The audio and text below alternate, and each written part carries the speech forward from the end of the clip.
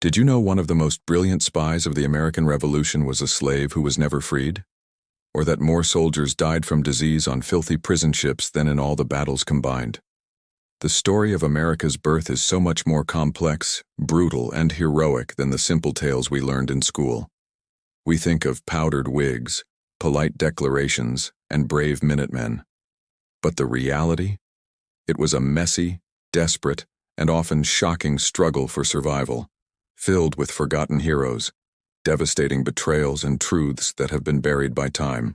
Stick with me, because today we're peeling back the layers of history to uncover the Revolutionary War truths that will completely change how you see America's fight for freedom. You won't believe what they didn't teach you in history class. Let's start with a name you probably don't know: James Armistead Lafayette. James was an enslaved man in Virginia who had a burning desire for freedom. In 1781, with his owner's permission, he volunteered to join the Continental Army under the Marquis de Lafayette. But he wasn't going to be a soldier. He was going to be a spy. Posing as a runaway slave, James infiltrated the British camp of General Cornwallis. His performance was so convincing that he not only gained the trust of British officers, but he was eventually recruited by them to spy on the Americans. He became a double agent. He fed the British useless false information while funneling critical top-secret British plans back to Lafayette and George Washington. His intelligence was absolutely vital to the decisive American victory at the Battle of Yorktown, the battle that effectively ended the war. He helped trap Cornwallis and win independence for a new nation. And his reward? After the war, he was sent back to his owner. A law that freed enslaved soldiers didn't apply to him because he was classified as a spy, not a soldier. For years, he petitioned the Virginia government for his freedom, a freedom he had risked everything to win for others. It wasn't until 1787, after a personal testimonial from the Marquis de Lafayette himself, that James was finally granted his freedom. He even adopted Lafayette as his last name in honor of the general who fought for him. His story is a powerful and uncomfortable reminder that the fight for liberty for all didn't include everyone. Now let's talk about the sheer brutality of the war, something often sanitized in our history books. We imagine heroic deaths on the battlefield. But the deadliest place in the Revolutionary War wasn't a battlefield at all. It was a fleet of rotting prison ships anchored in New York's East River. The most infamous of these was the HMS Jersey, nicknamed Hell. Thousands of American prisoners of war were crammed into its filthy, dark, and disease-ridden hold. They were given contaminated water and spoiled food. Smallpox, dysentery, and typhoid fever ran rampant. Each morning, the guards would shout down into the darkness, "Rebels, bring up your dead." The bodies were unceremoniously thrown overboard or buried in shallow graves along the shoreline. It's estimated that at least 11,000 men died on these prison ships. That's more than the number of American soldiers killed in every single battle of the war combined. For decades after the war, human bones would wash up on the shores of Brooklyn. It's a gruesome, horrifying part of our history, but it speaks to the incredible sacrifice made by so many.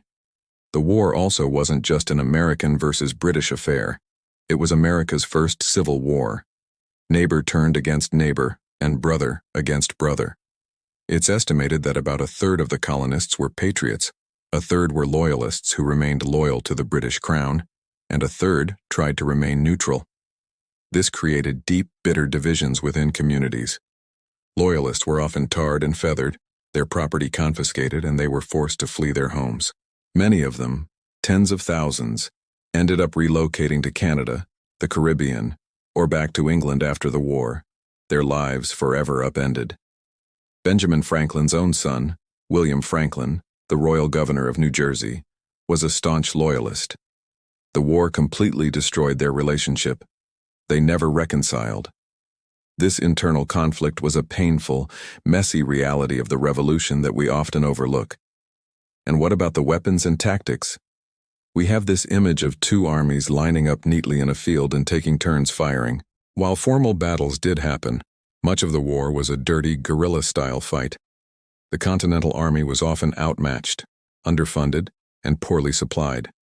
At times, soldiers were marching barefoot in the snow, leaving bloody footprints behind as they did at Valley Forge. They lacked gunpowder, cannons, and even basic uniforms, so they had to be clever. They used hit-and-run tactics, ambushes, and targeted assassinations of British officers, tactics the British considered uncivilized and dishonorable. Men like Francis Marion, the Swamp Fox, led small bands of militia in South Carolina, striking from the swamps and disappearing before the British could retaliate. This unconventional warfare was critical in wearing down the much larger and better-equipped British Army. It wasn't glorious, it was desperate, and it was effective. Let's also talk about who was actually fighting. It wasn't just white male landowners. The Continental Army was one of the most diverse in American history until the Vietnam War. It included poor farmers, recent immigrants, free and enslaved African Americans, and even young boys. About 5,000 black soldiers, both free and enslaved, fought for the Patriot cause, hoping their service would lead to freedom and greater rights. Many were promised their freedom in exchange for fighting, a promise that, like in James Armistead Lafayette's case, wasn't always kept. Native American tribes were also deeply involved, tragically caught in the middle. Most tribes, like the Iroquois Confederacy, were fractured by the conflict, with different factions siding with the British or the Americans, leading to devastating civil war within their own nations. For them, the outcome of the war was a disaster, as American victory led to relentless westward expansion and the loss of their lands. And we can't forget the women. While they didn't officially serve in combat roles, the war would have been lost without them. Women like the camp followers traveled with the army, acting as nurses, cooks, laundresses, and seamstresses. They kept the army functioning. Some, like Margaret Corbin, even took their husband's place at a cannon after he was killed in battle. Others, known as the Daughters of Liberty, organized boycotts of British goods, spied on British officers, and managed farms and businesses while the men were away at war, keeping the colonial economy afloat. Their contributions were just as vital as any soldiers, even if they rarely get the same recognition in our history books. Let us touch on one of the most shocking moments of the war, the betrayal of Benedict Arnold. Today, his name is synonymous with traitor, but for the first 5 years of the war, he was one of America's most celebrated and brilliant military heroes. He was daring, brave, and instrumental in key victories, like the Battle of Saratoga. But he felt he was constantly passed over for promotion and not given the credit he deserved. Wounded, in debt, and bitter, he made a treasonous plan. As the commander of the crucial fort at West Point, he secretly schemed to surrender it to the British for a hefty sum of money and a high rank in the British Army. The plot was only discovered by accident when his British contact was captured with incriminating papers hidden in his boot. Arnold managed to escape, but his betrayal was a devastating blow to American morale. George Washington was said to have been heartbroken. It was a stark reminder of how close the whole enterprise came to total collapse. Finally, what did it really take to win? It wasn't just American grit, it was foreign help. The revolution was an international conflict. The turning point truly came in 1778 when France, a traditional rival of Britain, officially recognized the United States and formed a military alliance. The French provided money, supplies, soldiers, and most importantly, their powerful navy. The final victory at Yorktown would have been impossible without the French fleet blockading the coast, preventing the British Army from escaping by sea, while Washington's and Lafayette's forces trapped them on land. Spain and the Netherlands also joined the fight against Britain, stretching British resources thin across a global war.